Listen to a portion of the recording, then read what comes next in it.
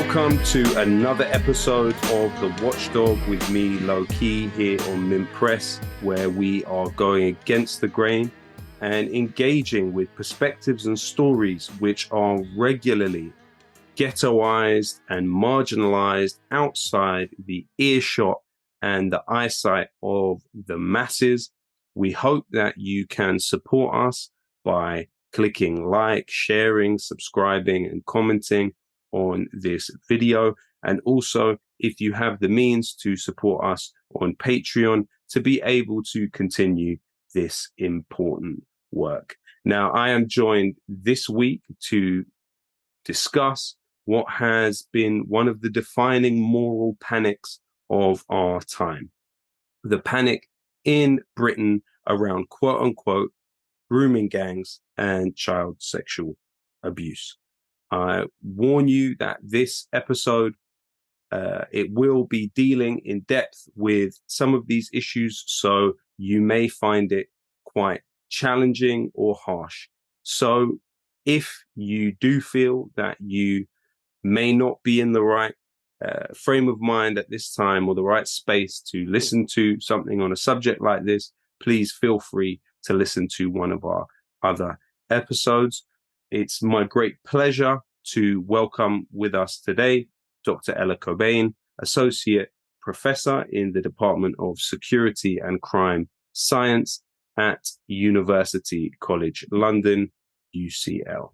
Thank you so much for joining us today, Ella. Thanks. Ella, you have written that sexual abuse within the UK is rife. What do you mean by that? So, child sexual abuse happens on an absolutely epidemic scale. And that was very much one of the main conclusions, too, of the recent independent inquiry into child sexual abuse. The precise scale of the figures is not well known at all because the vast majority of abuse doesn't get identified. And also the last kind of national prevalence estimates are really out of date. But the best available evidence we have are estimates that 1 in 7 girls and 1 in 20 boys are sexually abused as children in the UK. So, I mean, it's a huge scale. And the Centre for Expertise on Child Sexual Abuse estimates that 500,000 children are abused in the UK sexually every year. And again, on the offender side, it's estimates. There aren't hard figures. Again, only a very small proportion of offenders will ever be arrested, prosecuted, convicted, and so forth. There's a lot of attrition through the criminal justice system. But the National Crime Agency estimates that between 550,000 and 800,000 people in the UK pose varying degrees of sexual risk to children. So again, on a huge scale. And much of that risk is risk online. So child sexual abuse, it happens across all communities. It happens across all contexts. It's not particularly bad in the UK compared to other places. It's a massive problem nationally and globally. And there isn't a single type of victims, a single type of offenders, or a single type of abuse. It happens across all contexts, all our institutions. A lot of it is in families, in schools, healthcare settings, in the police, young offender institutes, care homes, sports clubs. I could go on and on. And another thing to note, especially given the kind of current construction around these sort of evil grooming gangs, which isn't to say what they're doing is not horrendous, it is. But it's worth noting that according to the police, a lot of what they're dealing with is what's known as peer-on-peer abuse. So that's when other children are sexually abusing other children. Essentially, it's if we want to actually prevent child sexual abuse and support its victims and survivors, it's really important to have an approach that covers all these contexts, recognizes the sort of uncomfortable reality of just how widespread child sexual abuse is, and sort of acts accordingly. And you have written that Suella Braverman's recent claims about quote-unquote grooming gangs go well beyond mere dog whistles and into overt racism. What do you think is overtly racist about what the Home Secretary, Suella Braverman, is saying? So I am absolutely categorically not denying that there have been horrific offences perpetrated by stereotypical groups of, often including British Pakistani heritage men or, other men that fall under this grooming gang stereotype.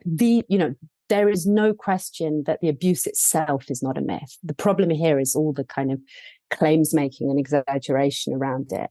So what Home Secretary Suella Braverman did essentially was she wrote this exclusive in the Daily Mail, right-wing tabloid, claiming that perpetrators in grooming gangs, which is a media constructed term that has no kind of sensible legal or social scientific meaning.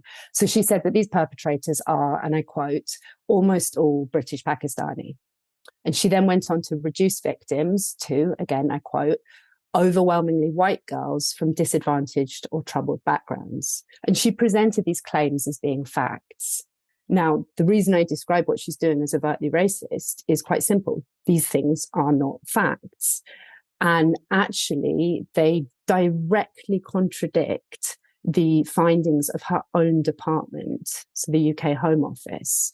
And we've had a lot of moral panic around so-called grooming gangs in the UK over the last decade or so. And in 2020, the Home Office released a report, which is kind of popularly known as the Grooming Gangs Report, but it's technically into a sort of more acceptable sounding euphemism, which is group-based child sexual exploitation in the community. And that report looked at the best available evidence overall, and it concluded that the majority of such perpetrators were white. And to be clear, that is not, as a lot of people often assume, just because the UK is majority white.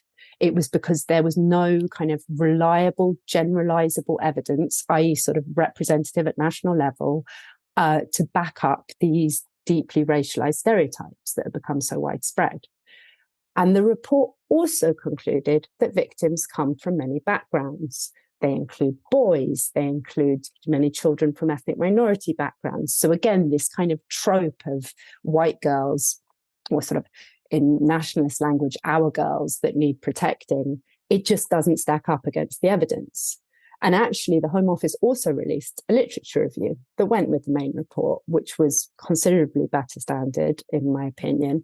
And that explicitly recognised the dangers of racialising abuse in this way and the harms it causes, because it's really damaging for children, because it makes it so much harder to respond to abuse effectively. And it's also really damaging for communities that are sort of stigmatised en masse as being sexually deviant.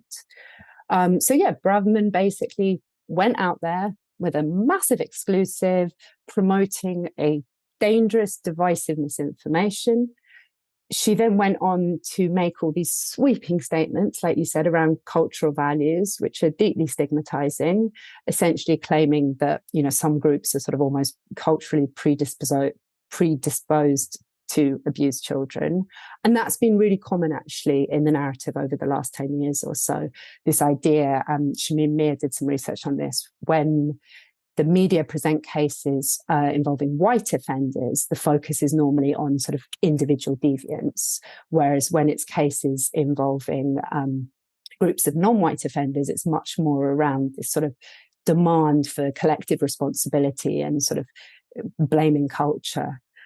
So Braverman did this. She was then, I would say at best, sort of weakly challenged in the media.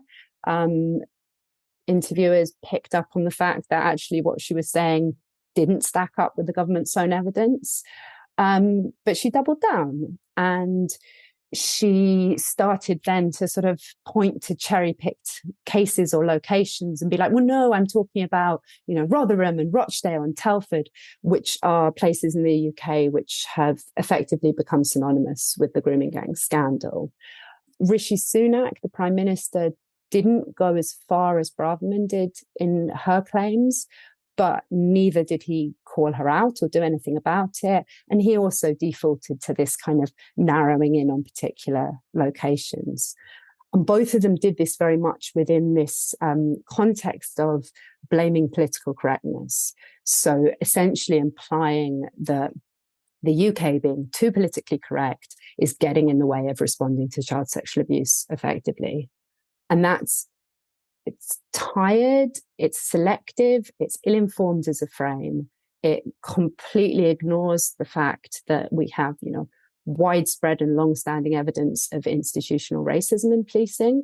So this myth that the police somehow kind of selectively gave a free pass to brown offenders and yet at the same time were absolutely perfect in going after white offenders, it's just not credible. Responses to child sexual exploitation and abuse have been poor in general. And again, that was a big finding of the independent inquiry. And also this political correctness angle, not only does it very obviously play into the broader political agenda of the ruling party, but it also gives this really easy excuse for inaction. So if, professionals haven't done their jobs properly, it's much easier to go, oh no, it was, political correctness, I couldn't do it.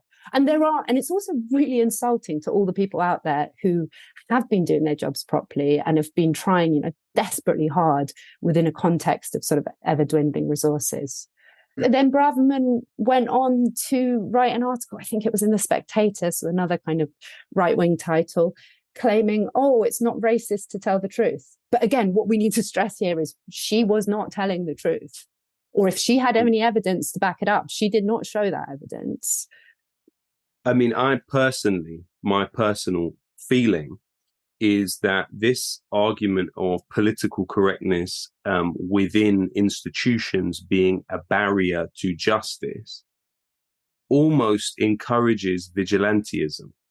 And I think that is a real worry about what we're talking about. And we will, a little bit later on, go into the aspect of this, which almost implicitly encourages people to take action and sometimes violent action, as we will see. Now, in terms of the construction of this, it also, sorry to jump in, it also makes it a lot harder to challenge misinformation in this space, because then, and I have this happen a lot, it's then almost like, oh no, you're part of politically correct establishment, you're part of this cover-up. So it's quite powerful in that way as well. So they construct a version of reality, and then they construct a way of pushing back against actual statistics which better reflect reality with what is, in a sense, a conspiracy theory. If we are to say that there's a liberal, politically correct elite, it plays into a lot of this stuff around wokeism as well. It's really just to push everything to the right. It's just a way to push everything to the right, in my opinion. In terms of the way this idea has been constructed, a lot of it comes back to the Quilliam, quote unquote, study, I would say, which was able to conclude that 84% of quote unquote grooming gangs were Pakistani men. And this was verbatim reproduced in headlines by all of the mainstream media several years ago. And this was the point when I first became aware of your work, because you were one of the very few people that actually took this scarecrow to task in a way, and you really deconstructed that study. If you could tell us a bit, firstly, about the study itself, but then about what the problem was with it. Yeah, so I agree with you that the Quilliam, I hesitate to call it a study because it was so bad. The Quilliam, let's call it a report. So I agree with you that the Quilliam report was a hugely important, in a bad way, intervention in this space. I wouldn't say, though, from my perspective, that that's where it really began. For me, I think the current moral panic traces back about 6 years prior to that, which is when the Times, which is a Rupert Murdoch-owned right-wing newspaper, had this like big front page expose where they claimed to have uncovered this new crime threat, which they called on-street grooming, which then kind of rapidly morphed into grooming gangs. So I think the Times was enormously influential in taking what had previously been a bit of a sort of far-right trope and migrating it into the mainstream. And then it really picked up pace, and it's been sort of, I mean, I'm probably biased because I work on this stuff, so I notice it more, but I think it's probably fair to say it's been kind of one of the defining sort of panics of the last decade or so in the UK. But anyway, that's digression on that. So back to Quilliam. Quilliam Foundation is a controversial so-called counter-extremism think tank that has since closed, but took a while to close, to be honest. And there's been all sorts of issues around them over the years. And the other thing worth noting is that they've been very litigious. So it's been a difficult organization to engage with and criticize for lots of people because they've got, a history of bringing lawsuits against critics. And they tried that with me. I was very much kind of threatened and intimidated with legal action. But the obvious defense to this is if you say something is rubbish, which is essentially what I was doing, and that is the truth, then you can't sue someone for that. So yeah, they basically released this report back in December 2017 that, like you said, their grooming gangs report, and it's the source of this statistic about 84% of so-called grooming gang offenders being Asian. And they presented their findings as, and I quote, conclusively irrefutable proof, which is, I mean, madness. Sort of anyone who knows anything about science or research would have alarm bells ringing at that point, because that's just not, you can never be that sure. And they also kind of repeatedly try and stress that it's, again, I quote, academic and evidence-based. And really it's absolutely nothing of the sort. But what it did was it gave this very powerful existing stereotype this kind of veneer of statistical legitimacy, because, the media loves numbers. And like you said, it got a huge amount of attention, almost entirely uncritical. Even the criticism that did happen came much later. The headlines still stand to this date. So, if you Google grooming gang offenders or 84%, you still find this from big mainstream titles that have never bothered to correct it, which I think is atrocious, to be honest. But yeah, so it's basically a case study in bad science. When you said you wanted to talk about it, I went back to some of the things I've written on it previously, and my mind was sort of blown all over again at just how bad it was.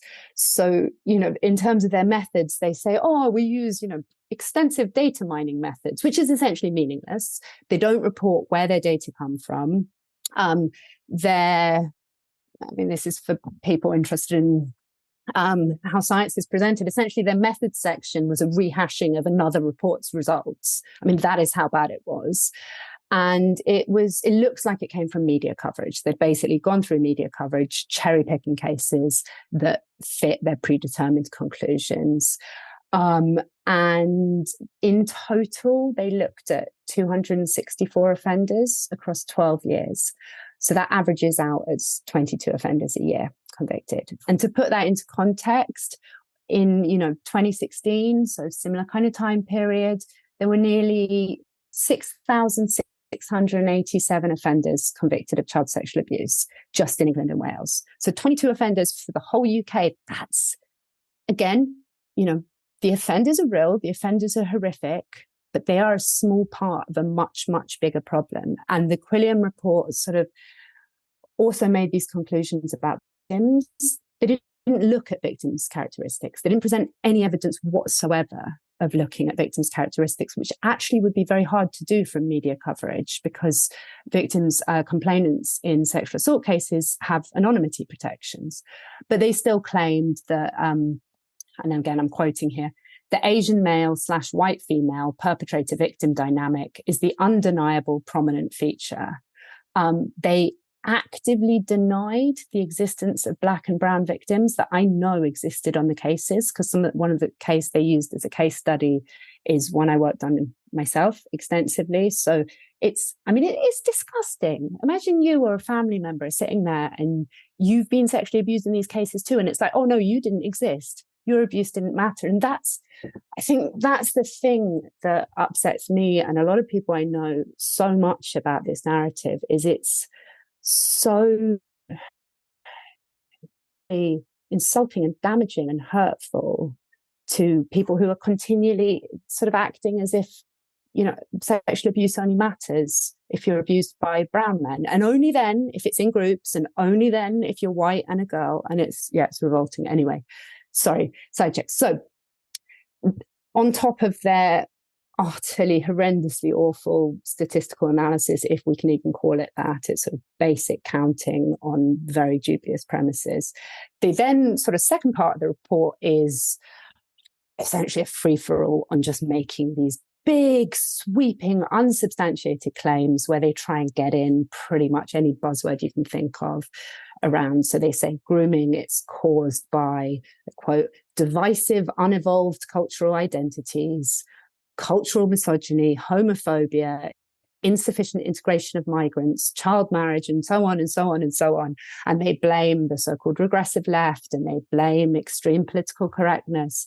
And part of the reason this worked so well for them is because of identity politics. So the authors themselves made a lot of the fact that they were British Muslims themselves. They didn't have any relevant experience or expertise around child sexual abuse or around, basic data analysis.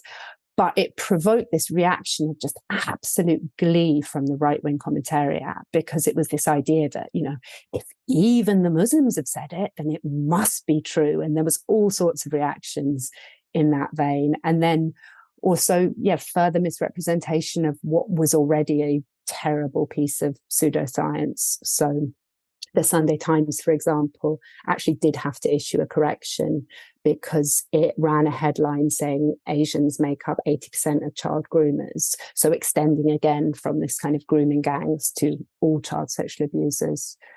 It was a horrendous report. And they were on the news. They were, like you said, it was covered in massive publications. And then for like months and months afterwards, anytime there was a case sort of vaguely conforming to the grooming gang stereotype, you'd see people from Quilliam popping up on the radio to give their expertise on what was going on. So Ella, that is fascinating. And when we look at this as a very useful trope by political actors, used by political actors, we've seen whether it's UKIP talk about it in, those terms that you mentioned before, quote unquote, our daughters. When you also look at someone like Darren Osborne, who was the attacker at Finsbury Park Mosque, he initially was headed down to London to attack Jeremy Corbyn, key figures of who had been demonized by our right-wing mainstream media. He was looking for them. But one of the other things that seemed to be prominent in his thinking was this idea of grooming gangs. What do you think it is about this idea which has proved so useful to Islamophobes? Yeah, well, it's an absolute gift to the far right. It legitimizes so much of what they're doing. It's Nazir Afzal, who was the chief prosecutor in one of the big cases in Rochdale, described it once as being something along the lines of, one of the biggest recruitment tools for the far right. So it really helps. And funnily enough, you sometimes see people in far right circles getting quite defensive about this and being like, but no, BNP were talking about this for ages. And that's actually true. So this issue of so-called grooming gangs was on the BNP manifesto way before it became so mainstream through the Times and others. But what's happened is it's so much easier for them now because a lot of the work has been done for them because, it's on all the major channels. It's in all the newspapers. You've got people in the highest political office, people like Suella Braverman, essentially endorsing this position. You've got stuff like the Quilliam statistics, which then you could see them. They filtered right down to the street. You could see them on flyers being given out by racist groups at football matches, for example. And those also, interestingly, I saw one of those that included a line saying something like, even the liberal media report on it, so it must be true. But yeah, like you say, there's been some really, really horrendous, extreme cases where this narrative has been linked to deadly violence, to terrorist attacks. So places like Darren Osborne at Finsbury Park, the attacks in New Zealand, in Christchurch, the attacker had "For Rotherham" written on one of his ammunition. There was an attack, a firebombing at a migrant centre in Dover last year, where thankfully no one was killed, although the attacker killed himself afterwards. And he again, had posted all these things online about Muslims raping white girls and so forth. And this is part of a broader trend in the international far right around using kind of sexual violence committed by minoritized communities as being kind of emblematic of this broader attack on supposed white values and treating women and girls not as people, but almost as kind of like property to be defended. And to be clear, none of this is about caring about children. So people like, Tommy Robinson, Stephen Yaxley Lennon, who's sort of made a name for himself almost as like the poster boy and speaking out on so-called grooming gangs. This is the same guy that almost caused the trial to collapse, a complex child sexual exploitation trial in which victims would have been waiting months and months, if not years, to go to court. So there's this absolute disdain for actual survivors. And you see that as well when victims and survivors speak out to challenge the racial stereotyping around grooming gangs. So I know people who have been incredibly brave, who've been through absolute hell, and who have dared to say, you know what? Yeah, I was abused by Asian men. I was also abused by other men, and all of it was shit. Sorry, I don't know if I'm allowed to swear on this. Yeah. But and then the response, some of the response from the far right is just grotesque, telling people, someone like Caitlin Spencer, who's spoken out on this, being told that, her children deserve to die. They should be pushed in the channel and drowned. So there's this sort of facade of caring about sexual violence, but it's a very thin facade. And then sort of something like UKIP, which you mentioned, you can see how things like the Quilliam report then feed in directly. So there's a guy in UKIP called Alan Craig who gave this speech that was very heavily criticised. That's something at least. Talking about how the UK is facing a so-called Holocaust of our daughters. And in doing that, he cited the Quilliam report. Or Tommy Robinson, when he had his own court case for the disruption he'd caused and, endangering that trial, he cited Quilliam's report in his defence bundle, and he used it to sort of try and suggest, it seemed, that his claims about grooming were factually correct and wouldn't have prejudiced the trial. And then there's also been sort of street level attacks, including murder. So there was an 81-year-old guy, completely innocent, called Mushin Ahmed, who was beaten to death in Rotherham by two of his white neighbours who were calling him racial slurs, so the P word, he was Pakistani heritage, and calling him a groomer, which in effect by now is a racial slur in itself, I would say. And you see that as well in the wake of Sarah Champion, who's a Labour MP who's actually done a lot to endorse this stereotype. So to be clear, it is not just right-wing politicians that have been a problem here. And in her community, there was some kind of grassroots research done in the wake of her comments. So she wrote an article in The Sun, which is another Murdoch-owned tabloid, saying, we need to face up to the truth about what Pakistani men are doing. She was criticised for the racism in it, rightly so. But they found that locally, instances like children of South Asian heritage, coming home from school, having been bullied and called a groomer. So this stuff filters right down to these more everyday racisms.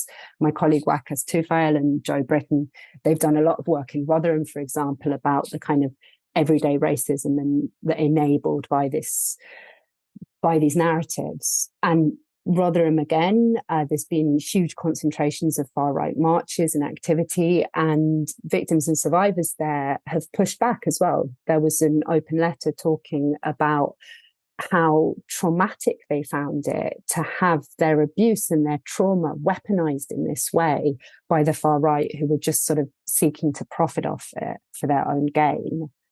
And then finally, more recently, what we're really seeing or starting to see more and more is this kind of convergence of two powerful moral panics in the UK at the moment, one around so-called grooming gangs and the other around this idea of there being the supposed invasion of refugees and asylum seekers. So we saw that earlier this year at Knowsley.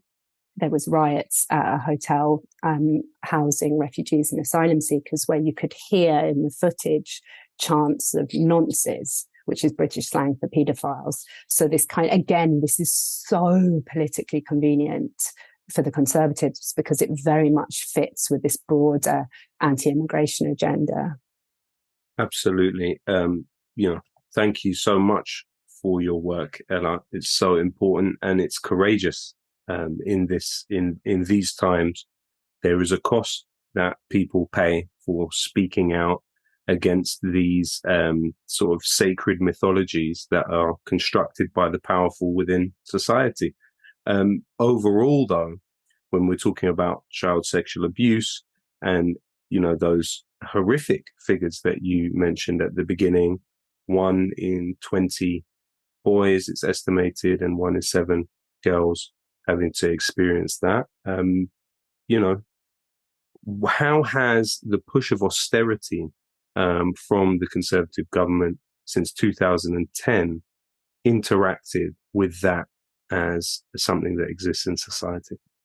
Yeah, I mean, I think that's another reason why this is such a politically convenient trope for the Conservatives, because it's a huge distraction from the devastating impacts of austerity. So we've really seen, services systematically underfunded and hollowed out. And child sexual abuse is not just a problem for the police. Children's services, education, healthcare, social care, all these things really kind of facing devastating cutbacks that then affects their ability to respond effectively. And again, it is much, much easier to blame supposedly woke frontline professionals than to acknowledge that, people are having to do their job under this kind of increasingly constrained climate. And you see it really clearly with things like, just to give 2 examples, mental health services. So child and adolescent mental health services have been particularly hard hit by the cuts within the NHS. So victims and survivors of abuse facing months on end waiting lists to get, even basic counselling services, or people reporting that they've been turned away from counselling because their cases are too complex, for example. And then within the criminal justice system, like I said before, only a small fraction of cases ever make it to court. But those that do, the children or adult survivors involved face these kind of increasing waits to trial time, it can be devastating, essentially being left in limbo, waiting for a case. So, yeah, I mean, these are the things we should be talking about. But yeah. I mean, as someone that has read some of the most prominent figures of our kind of far-right ecosystem, some of their most prominent thinkers, I'm not going to say their names, but I've been unfortunate enough to read one of the main books which is used. And what it seems to me is he's constantly doing is trying to project what are the symptoms of austerity on the society onto the shoulders of refugees and racialized others. So he's constantly talking about waiting times in the doctor's surgery or in hospitals. He's constantly talking about school places. He's constantly talking about housing. He's talking about these issues, but he's constantly putting it onto the shoulders of vulnerable people within the society. So in a way, the manufacturing of this idea, it also plays into that projection of issues that are certainly exacerbated by our existing political orientation of our rulers. Ella, thank you so much for taking the time to do this. I really appreciate that you have done that, and I hope that maybe later on down the line we'd be able to maybe have another conversation, whether on this or on something else that you may be working on at the time. Thank you very much to the audience for joining us this week. I hope you will like, share, and subscribe on this video. Thanks a lot. Thanks for having me.